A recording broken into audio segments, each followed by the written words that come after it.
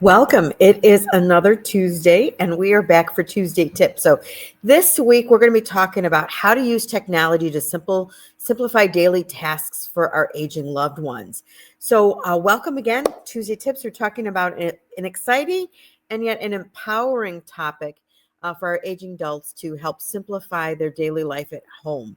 And so, whether you're a senior wanting to maintain independence or a caregiver looking for some ways to support an aging loved one, these tools can offer safety, convenience, and peace of mind. So stick around at the end.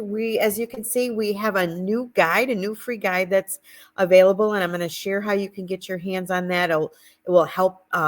So you don't have to remember everything we said tonight, and it's going to go over some more suggestions and technology tips and strategies in our new guide. So stick around, and I will post the link for that shortly where you can get your hands on that. So as we age or when we're caring for an aging loved one, everyday tasks, like adjusting the thermostat, managing medications, or even answering the door can sometimes feel overwhelming. And luckily, technology is here to help you.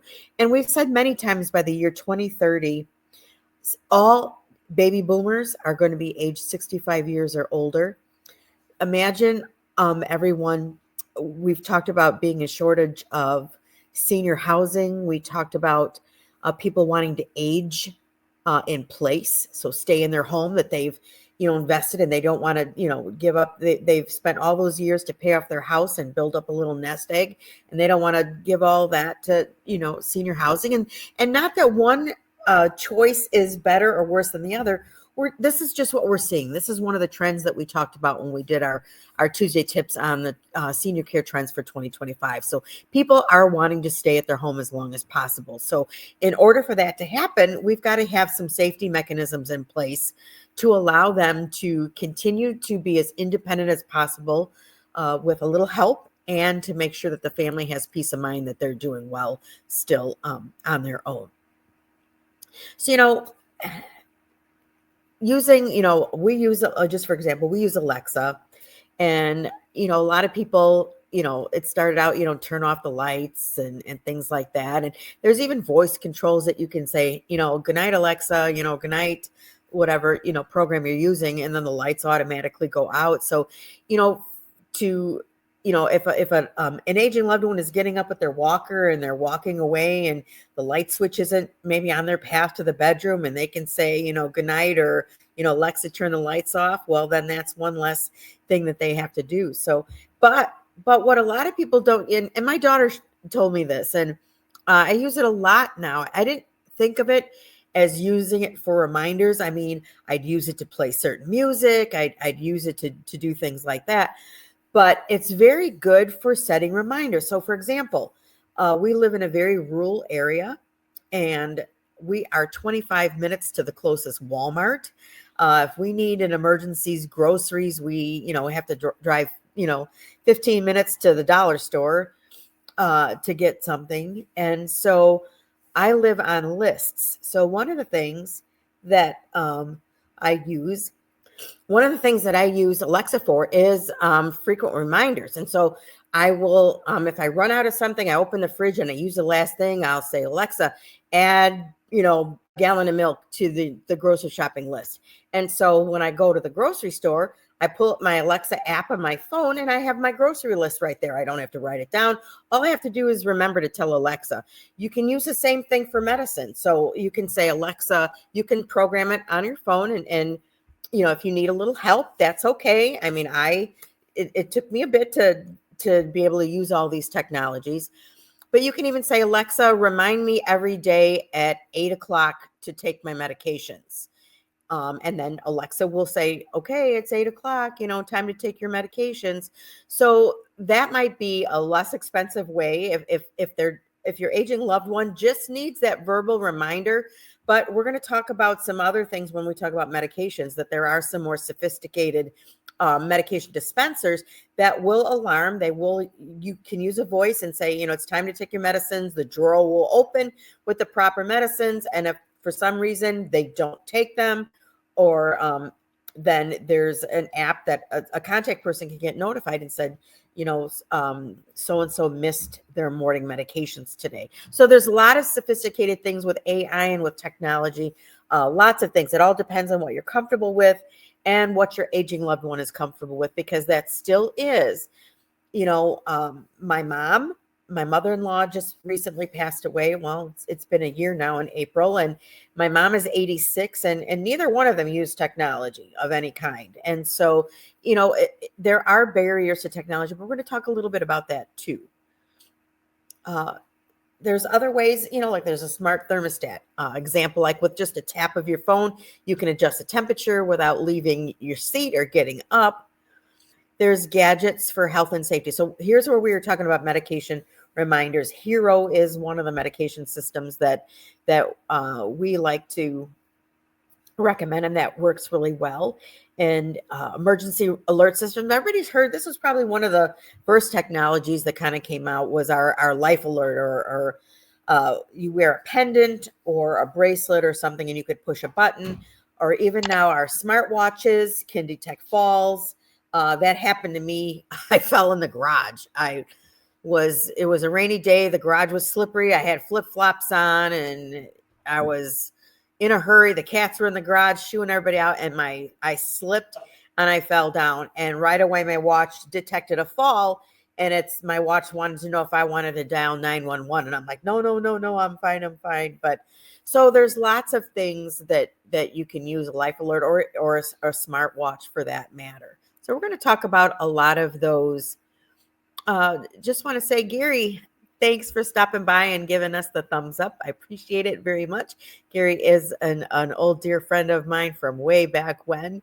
But so as we continue, the medical alert systems, many of them you can get through your senior center, your aging and disability center, your county resource center on aging can let you know what areas, what phone companies or what other companies are in your specific area that you can set them up.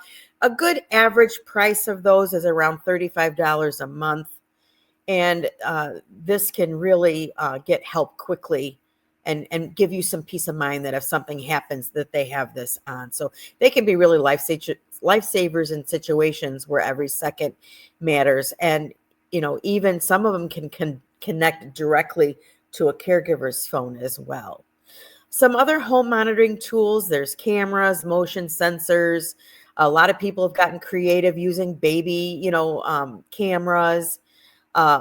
We use a blink system here at home. I mean, you could get alerts if a loved one has been active for a while, if there's unusual movement in the house. So you can, have ways of monitoring what's going on in your aging loved one, and you can see them. And some people are comfortable with a smaller amount of security, and some people like to use, more is better. So let's go in. What I'm going to do is kind of briefly, I've got it up here on our screen. So I'm briefly going to kind of give you a sneak peek of what some of the technology examples that we have in our resource guide. So they're really handy here. I'm just going to start paging through there. The guide is separated into different areas. We've got medications. We've got smartphone apps for pill reminders. We've got video chat apps to talk about. We talked about a little bit like fitness trackers are like the smartwatches. So there's a little bit more information on that and where you can get them. Some ideas for some home monitoring systems. There's Lively Home, Care Predict, from Tempo. There's several different types of things like the smart plugins. So if you have the smart plugins for your lights, Alexa, turn out the lights, or do this or do that. Amazon, has we talked about that. They're the ones with the Echo or the Alexa. And there's iHome smart plugs. There's Philip Hue lights. There's different ones depending on what your budgets are.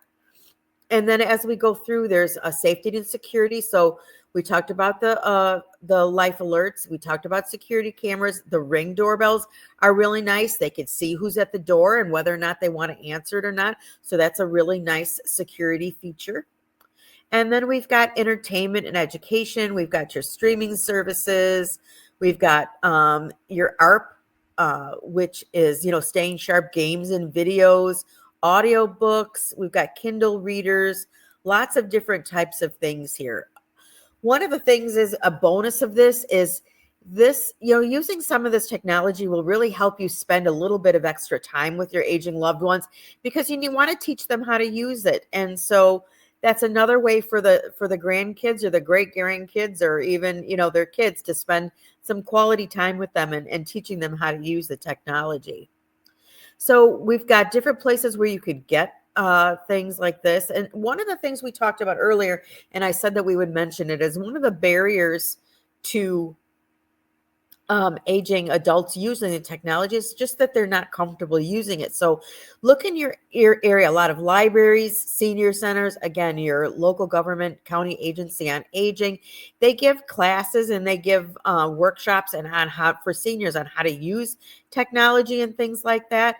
And so look for things in your area that might have some classes or might have some support for your aging loved ones to help them manage some technologies. We've got some healthcare providers and medical offices. They may help, especially now that people are needing to learn how to use smartphones, say for video visits, with their doctor's office. A lot of doctor's offices are using Zoom for that and other platforms. So this is kind of a comprehensive guide on a lot of the things that we've talked about. We've talked about also things like,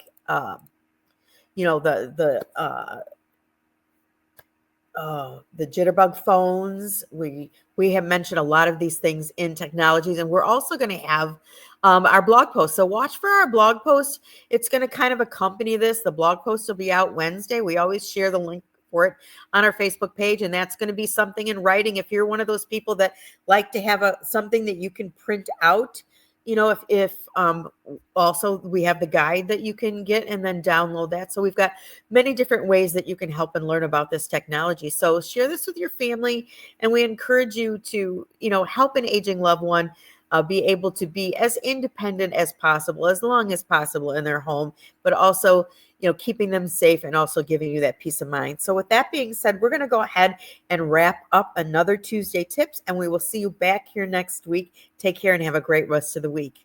See you soon.